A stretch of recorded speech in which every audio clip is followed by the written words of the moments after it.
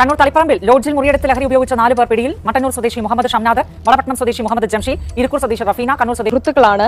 ഈ കഴിഞ്ഞ ദിവസം പെരുന്നാൾ ആഘോഷിക്കാൻ എന്ന് പറഞ്ഞ് വീട്ടിൽ നിന്ന് ഇറങ്ങിയതാണ് ഈ 4 പേർ. തളിപ്പറമ്പ് എക്സൈസിന്റെ പിടിയിലായത് ഈ 4 പേരടങ്ങുന്ന സംഘം, 2 യുവതികളും 2 യുവാക്കളും. ഇതിൽ കഴിഞ്ഞ പെരുന്നാൾ ദിനം, ചെറിയ പെരുന്നാൾ ദിനമാണ്, അത് മാർച്ച് 31-നാണ് ഇരിക്കൂർ സ്വദേശിയായ റഫീനയും കണ്ണൂർ സ്വദേശിയായ ജസീനയും വീട്ടിൽ നിന്ന് ഇറങ്ങുന്നത്. അവർ പറഞ്ഞത് പെരുന്നാൾ ആഘോഷിക്കാൻ കൂട്ടുകാരുടെ വീട്ടിലേക്ക് പോകുമെന്ന് പറഞ്ഞാണ് ഇരുവരും വീടുകളിൽ നിന്ന് ഇറങ്ങിയത്. അതിനുശേഷം വീട്ടുകാർ വരെ ബന്ധപ്പെട്ട സമയത്തെല്ലാം ഇരുവരും ഇവിടെ ഫോണുകൾ പരസ്പരം കൈമാറി, ഒന്നിച്ചാണ് ഉണ്ടായത്. പരസ്പരം ഫോണുകൾ കൈമാറി ഞങ്ങൾ ഇന്നയാളുടെ വീട്ടിലാണെന്ന് പറഞ്ഞ് ബന്ധുക്കളെ തെറ്റിദ്ധരിപ്പിക്കുകയാണുണ്ടായത്. ആ സമയത്തെല്ലാം ഇവർ ഇൻസ്റ്റാഗ്രാമിലൂടെ പരിചയപ്പെട്ടാൽ ഈ ലഹരി സംഘത്തിനൊപ്പമായിരുന്നു, യുവാക്കൾക്കൊപ്പമായിരുന്നു എന്ന് എക്സൈസ് പറയുന്നു. 4 ദിവസം, അതായത് 31-ാം തീയതി മുതൽ ഇന്നലെ രാത്രി 8 മണിക്ക് പറശ്ശിനിക്കടവിൽ ലോഡ്ജിൽ നിന്ന് പിടിയിലാകുന്നവരുടെ ദിവസങ്ങളിൽ പലയിടങ്ങളിൽ ലോഡ്ജുകളിൽ താമസിച്ച് ഇവർ ലഹരി ഉപയോഗിക്കുകയായിരുന്നു എന്നാണ് എക്സൈസ് പറയുന്നത്. കണ്ണൂരിൽ നഗരത്തിലെ 2 ഇടങ്ങളിൽ അങ്ങനെ താമസിച്ചു. അതിനുശേഷമാണ് പറശ്ശിനിക്കടവിലേക്ക് വന്നത്. പറശ്ശിനിക്കടവിലും പോർമട്ടയിലും വ്യാപകമായി എക്സൈസ് റെയ്ഡ് നടത്തിയിരുന്നു.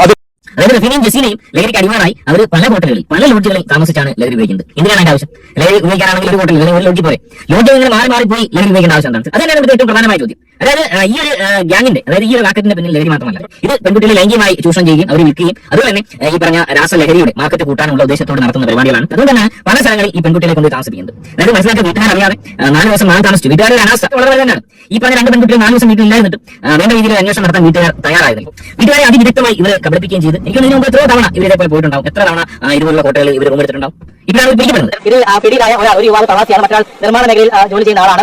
ഇപ്പോൾ മട്ടന്നൂർ സ്വദേശിയായ ജംഷീദും ഒപ്പം ഷംനാദും ജംഷീദും 2 പേരാണ് പിടിയിലായിട്ടുള്ളത്. ഒരാൾ പ്രവാസി, മറ്റൊരാൾ നിർമ്മാണ തൊഴിലാളിയുമാണ്. ഇവർക്കൊപ്പമാണ് ഈ യുവതികൾ ഉണ്ടായിരുന്നത്. ഇതിൽ നിന്ന് 5 ഗ്രാം MDMA ഇന്നലെ ലോഡ്ജിൽ നിന്ന് പിടിയിലാകുമ്പോൾ എക്സൈസ് കണ്ടെടുത്തിട്ടുണ്ട്. ഒപ്പം ഇത് ഉപയോഗിക്കാനുള്ള, ഈ ലഹരി ഉപയോഗിക്കാനുള്ള ട്യൂബുകളും മറ്റും ഇവിടെ കൈവശം ഉണ്ടായിരുന്നു. എക്സൈസ് അത് പിടിച്ചെടുത്തിട്ടുണ്ട്. ഇവർ ഇങ്ങനെ പോയതാണ്, അതായത് ലഹരി സംഘത്തിനൊപ്പം ഇങ്ങനെ ലോഡ്ജുകളിൽ താമസിച്ച് ലഹരി ഉപയോഗിക്കാനാണ് ഈ യുവതികളടക്കം പോയതെന്ന് അവരുടെ വീട്ടുകാർ അറിയുന്നത് ഇന്നലെ എക്സൈസ് ഇവരെ പിടികൂടി വിവരം അറിയിച്ചപ്പോൾ മാത്രമാണ്. നിങ്ങൾ ആലോചിക്കുക, ഈ പറഞ്ഞ 2 പെൺകുട്ടികൾ ലഹരിക്ക് അടിച്ചായി, ലഹരി ഇല്ലാതെ തങ്ങൾക്ക് പറ്റത്തില്ല എന്നുള്ളത് കൊണ്ട് മാത്രമാണോ ഈ രീതിയിൽ ഹോട്ടലിൽ മാറി താമസിച്ചത്? അല്ല എന്നാണ് ഞാൻ മനസ്സിലാക്കുന്നത്. അതുതന്നെയാണ് ഞാൻ എന്റെ അനുഭവം പറയാം. അതായത് ഞാൻ നേരത്തെ പറഞ്ഞിട്ട്, ഞാൻ ഹോട്ടൽ മാനേജ്മെന്റ് ജോലി ചെയ്യുന്ന സമയത്ത് ഹോട്ടൽ പേര് എന്ന് പറയാം, പങ്കജ് എന്ന് പറയുന്ന ഹോട്ടൽ, പല ഹോട്ടലിൽ ജോലിയിട്ടുണ്ട്, വേസ്റ്റ് ജോലിയിട്ടുണ്ട്. പങ്കജ് എന്ന് പറയുന്നത് നമ്മുടെ നമുക്ക് അടക്കം പണ്ട് താമസിച്ചിരുന്ന പ്രമുഖ ഹോട്ടൽ, സ്റ്റാർ ഹോട്ടലാണ്. ആ ഒരു ഹോട്ടലിൽ ഞാൻ ഈ ഫ്രണ്ട് ഓഫീസ് സ്റ്റാഫായിട്ട് ജോലി ചെയ്യുന്ന സമയത്ത് പക്ഷേ അതുമ്പാണ് യാദൃശ്യമായി വൈകിട്ട് 2 പെൺകുട്ടികൾ, അതായത് 10-22 വയസ്സ് 2 പെൺകുട്ടികൾ വന്ന് റൂം എടുക്കുന്നു. സുന്ദരിയായ 2 പെൺകുട്ടികൾ വെച്ച് കൂടെ തടിച്ചിട്ട് കൊച്ചു. ഇപ്പോൾ 2 പേര് എക്സാം എന്താണെന്ന് പറഞ്ഞിട്ട് ഐഡിയ റൂം എടുക്കുന്നു. ആ റൂം എടുത്തതിന് ശേഷം വേറെ 1-2 പേര് വന്നത് പോലെ ചെറുപ്പക്കാരൻ റൂം എടുക്കുന്നു. സ്വാഭാവികമായിട്ട് നമുക്ക് അസ്വാഭാവിക തോന്നില്ല, കാരണം ഹോട്ടലാണ് പലരും റൂം എടുക്കും. ഇത് കുറച്ച് കഴിഞ്ഞ ശേഷം ഈ യുവാക്കളുടെ റൂമിലേക്ക്, അതായത് റൂം എടുത്ത് 2 യുവാക്കളുടെ റൂമിലേക്ക് അരമണിക്കൂറായിട്ട് ഇങ്ങനെ ഓരോരുത്തർ ഗസ്റ്റുകളായിട്ട് ഇങ്ങനെ പുരുഷന്മാരെ ഗസ്റ്റുകളായിട്ട് ഇങ്ങനെ പോയിക്കൊണ്ടിരിക്കുകയാണ്.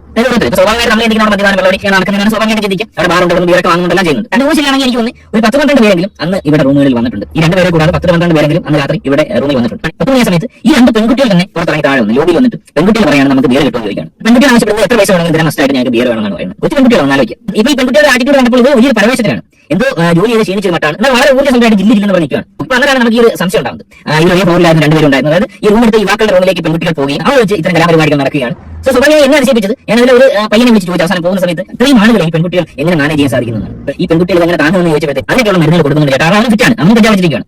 അപ്പോഴാണ് ഞാൻ മനസ്സിലാക്കിയത് ഇത്തരം കഞ്ചാവുകൾ MDMA ഒക്കെ ഇവർ ഉപയോഗിക്കുന്നുണ്ട്. വർഷങ്ങൾക്ക് മുമ്പാണ്. അപ്പോഴാണ് ഒരു കിടപ്പോസ് മനസ്സിലായത്, ഈ പെൺകുട്ടികൾ നിൽക്കുന്നത് നല്ലവണ്ണം അടിച്ച് കിറിഞ്ചാണ്. ഈ അവസ്ഥയിൽ അവരുടെ അടുത്ത് എത്ര പേര് വന്നാലും, അതായത് 10-12-15 പേര് പോയത് നമ്മൾ തന്നെയാണ്, എത്ര പേര് വന്നാലും അവർ അറിയില്ലെന്ന് മാത്രമല്ല എന്ത് ചെയ്യാൻ അവർ തയ്യാറാവും. ഈ പറഞ്ഞ സ്വാഭാവികമായ ഒരു പെൺകുട്ടി ചെയ്യാത്ത പല കാര്യങ്ങൾ, ഓൾ സെക്സ് ചെയ്യാത്തവരുണ്ട്, അല്ലെങ്കിൽ ഈ പറഞ്ഞ എനൽ സെക്സ് പോലും ചെയ്യാൻ അവർ തയ്യാറാവും. അവർക്ക് കുഴപ്പമില്ല, കാരണം അടിച്ച് കിറിഞ്ചിരിക്കാൻ എന്താണ് ചെയ്യുന്നത്, ആരാണ് അടുത്ത് വരുന്നത് ഒരു അറിയത്തില്ല. സോ ഇത്തരം കലാപരിപാടികൾ നടത്തുന്ന ആൾക്കാരാണ് അധികം. അതായത് ഈ പെൺകുട്ടികളെ വലവീശി പിടിച്ചതിന് ശേഷം അവർക്ക് ഈ പറഞ്ഞ MDMA അടക്കമുള്ള സാധനങ്ങൾ കൊടുക്കുന്നത്. അവർ ഈ പറഞ്ഞ MDMA അടിച്ചാക്കാൻ, അല്ലെങ്കിൽ ഇതിന്റെ ബിസിനസ് നടത്താൻ വേണ്ടി മാത്രമല്ല, MDMA ബിസിനസ് നടത്താൻ വേണ്ടി മാത്രമാണെങ്കിൽ ഈ പറഞ്ഞ പെൺകുട്ടികളെ കേന്ദ്രീകരിക്കേണ്ട ആവശ്യമില്ല. പുരുഷന്മാരുടെ ഇഷ്ടം പോലെ അവരാമായിട്ടുള്ള MDMA ഉപയോഗിക്കാൻ വേണ്ടി തയ്യാറാക്കുന്ന ആൾക്കാരുണ്ട്. ഇവരെ ഈ പെൺകുട്ടികളെ ഇതിനെ തെരഞ്ഞെടുക്കുന്നത് MDMAക്ക് മാത്രമല്ല എന്ന കാര്യം അറ്റ്ലീസ്റ്റ് ന്യൂസുകാരെ മനസ്സിലാക്കി. ഈ പെൺകുട്ടികളെ മോൻ നടത്തുന്നത് വലിയ കാര്യം തന്നെയാണ്. ഇത്തരം അവരാരും ഒരിക്കൽ പോലും അവരുടെ തലയിലാവരുത്, കല്യാണം കഴിക്കാൻ പാടില്ല, ഏതെങ്കിലും ഒരു പ്രവാസിയുടെ തലയിൽ അല്ലെങ്കിൽ പോയി കയറുന്നത്. സോ ഇത്തരം പെണ്ണുങ്ങളെ ഈ രീതിയിൽ കൊണ്ടുപോകുന്നത് MDMA ഉപയോഗിക്കാൻ മാത്രമല്ലെന്നാണ് എന്റെ ഒരു നിഗമനം. അത് തന്നെയാണ് ഈ ഒരു വിഷയത്തിലും സംഭവിച്ചതെന്നാണ് ഞാൻ മനസ്സിലാക്കുന്നത്. എടുത്തു പറയേണ്ട ഒരു കാര്യം, ഇത്തരം കേസുകളിൽ പെടുന്ന ഈ സ്ത്രീകളെ അല്ലെങ്കിൽ ഈ പുരുഷന്മാരെ മാക്സിമം ഒരു വർഷത്തിനകം തന്നെ ജാമ്യം നേടി പുറത്തിറങ്ങി വളരെ കൂടായി ഇത്തരം പരിപാടികൾ തന്നെ ചെയ്ത് മുന്നോട്ട് പോകുന്ന ആളുകളെയാണ് നമ്മൾ കണ്ടുവരുന്നത്. അത് നമ്മുടെ നിയമ സംവിധാനത്തിന്റെ ഏറ്റവും വലിയ പിഴവാണ്. സൗദി അടക്കമുള്ള രാജ്യങ്ങൾ ആലോചിക്കുക, ഇസ്ലാമിക രാജ്യങ്ങളിൽ ഈ പരിപാടി ചെയ്ത് കഴിഞ്ഞാൽ തലയാണ് കിട്ടും. ആ ഒരു പ്രവൃത്തി ഇവിടെ ചെയ്യുമ്പോഴത്തേക്ക് ഇവർ 1 വർഷം പോലും ശിക്ഷ ലഭിക്കുന്നില്ല എന്നുള്ളത് ഏറെ അതിശയിപ്പിക്കുന്ന കാര്യം തന്നെയാണ്. അതുതന്നെയാണ് നമ്മുടെ നാട്ടിൽ ഏറ്റവും അധികം ഇത്തരം അപരാധങ്ങൾ തരാനുള്ള കാരണം. സോ ഈ വിഷയത്തിൽ 99% ഈ പെൺകുട്ടികളെ അല്ലെങ്കിൽ ഇത്തരം പെൺകുട്ടികളെ ഈ രീതിയിൽ ചൂഷണം ചെയ്യാനാണ് ഈ അപരാധമാർ ഇൻസ്റ്റാഗ്രാം വഴി ഇങ്ങനെ കൊണ്ടുപോകുന്ന കാര്യം വളരെ വ്യക്തമാണ്. അത് ഒരു അറിവ് ഉണ്ടായേ മതിയാവും. ഇനി ഈ വിഷയത്തിൽ നിങ്ങളുടെ അഭിപ്രായം കമന്റ് രേഖപ്പെടുത്തുക. മറ്റൊരു വീഡിയോ കാണാം.